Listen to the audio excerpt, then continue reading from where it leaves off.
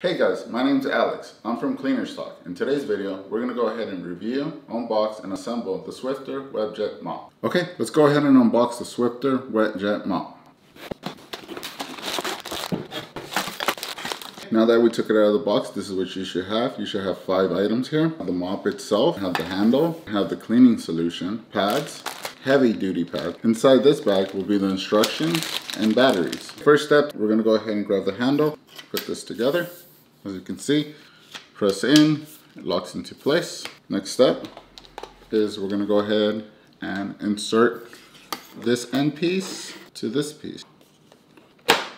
So the next step is to go ahead and insert the batteries. As you can see right here, you go ahead and slide up, turn it around. As you can see, it accepts 2 batteries here, one here, one here. These are going to be AA batteries. They are included.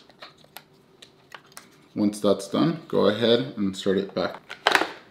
Okay, so the next step is to go ahead and add the pad to the mop. We'll go ahead and grab a pad. As you can see, one side has a color to it, a stripe, and the other side has 2 Velcro pieces there. You're gonna go ahead and line up the top part and the bottom part have Velcro too. So you're gonna go ahead and line up the Velcro with this one. Give it a good press down. Actually press down on it. And as you can see, it's on. Okay, so the next step now is to go ahead and add the cleaning solution to the mop itself. As you can see, there is a slot here that allows it to go inside. So what we're gonna do is we're gonna set it with this button facing upward. As you can see, it's gonna slide in. You go ahead and give it a good push.